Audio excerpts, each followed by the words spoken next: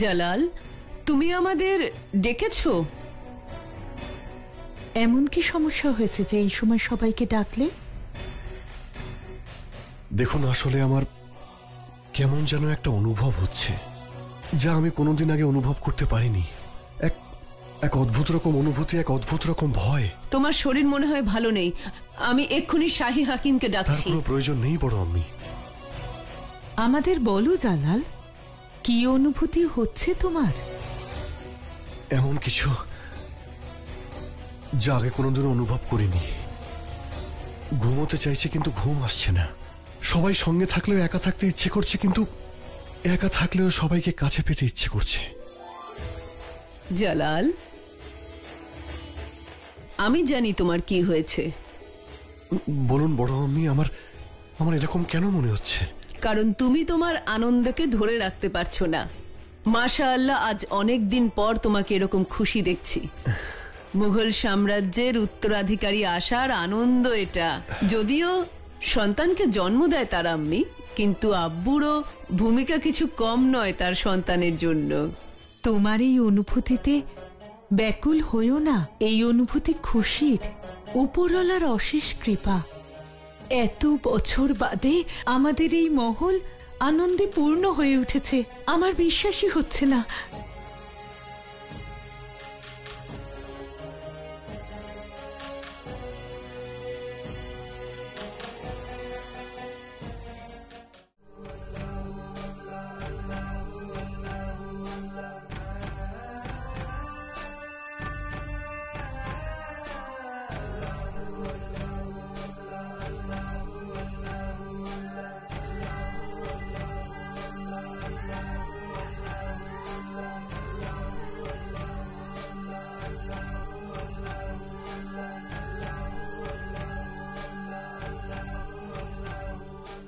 কি হয়েছে বড় আম্মি?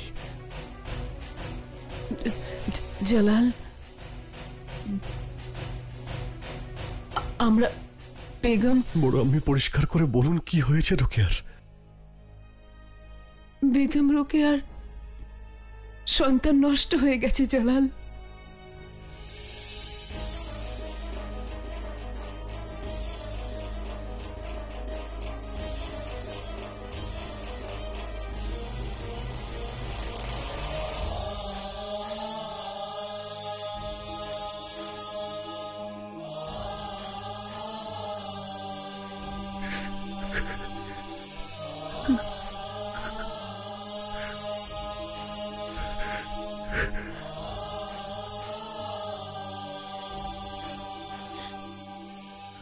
আমি স্বপ্ন দেখেছিলাম, সেই স্বপ্ন ভেঙে গেল। খোদা আমাদের সঙ্গে কেন এরকম করলেন?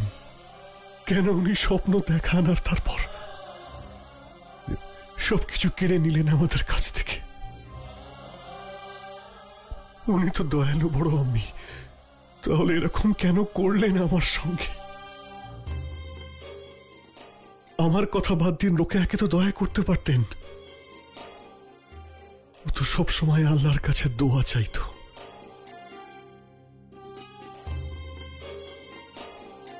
কেন?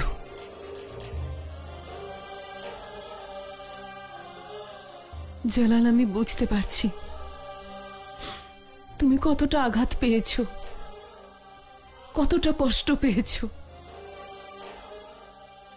বেগম রোকেয়াও ওপরওয়ালার ইচ্ছার বিরুদ্ধে কি করতে পারি আমরা? উনি কখন কার জন্য কি স্থির করে রেখেছেন সেটা কেউ বলতে পারে না। খোদার সঙ্গে দেখা হলে আমি জিজ্ঞাসা করতাম, কি ভেবে রেখেছেন উনি আমাদের জন্য? বড় আম্মি, কেউ আমার কাছ থেকে আমার সিংহাসন নিয়ে নিক, আমার সাম্রাজ্য নিয়ে নিক, আমার থেকে সবকিছু নিয়ে নিক, কিন্তু কেউ আমার সন্তানকে ফিরিয়ে দিক। কিন্তু কোনোভাবে কেউ আমাকে আমার সন্তানকে ফিরিয়ে দিক।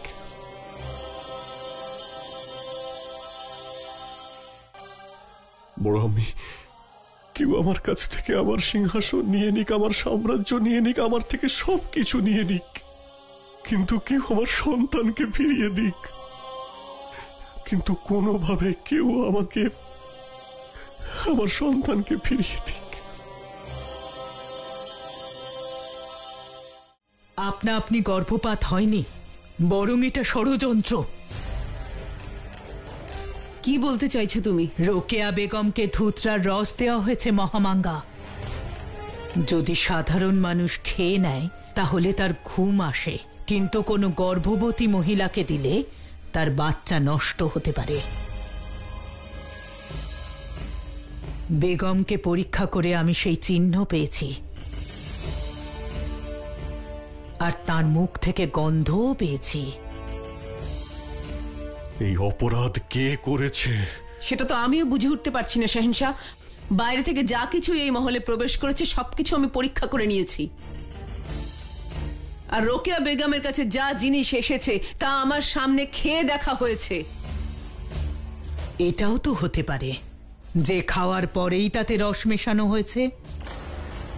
এই অপরাধ যে করেছে, আমার তরোয়াল দিয়ে আমি তার শিরচ্ছেদ করতে চাই। আরও একটা কথা, এই জিনিসটা মুঘল সাম্রাজ্যের সীমার মধ্যে পাওয়া যায় না, না বানানো হয়।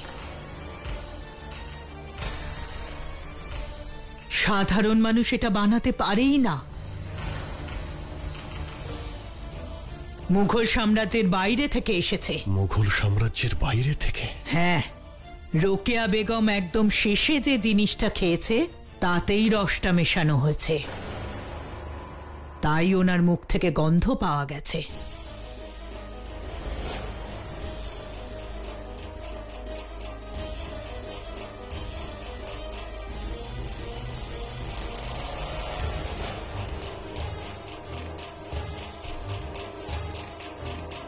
বেগম রোকেয়া শেষবার,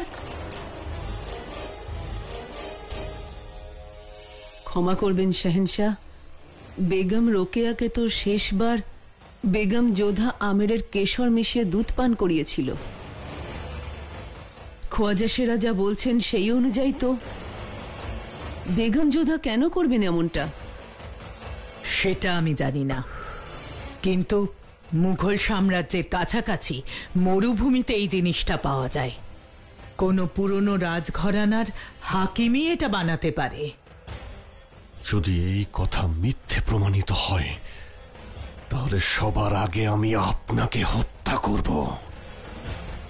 আমি প্রমাণ করতে পারি হুজুর। কেশরের সমস্ত পাত্র এখানে নিয়ে আসা হোক।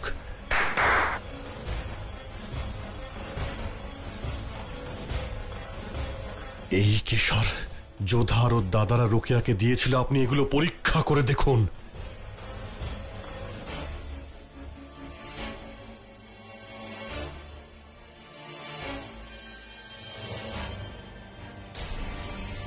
এই দেখুন শাহেনশাহ, এটা সেই জিনিসটা যেমনটা আমি বলেছিলাম। এতে যদি ধুতরার রস থাকে তাহলে খাওয়ার পরে ঘুম চলে আসবে। ঠিক আছে, এখনই সবকিছু পরিষ্কার হয়ে যাবে।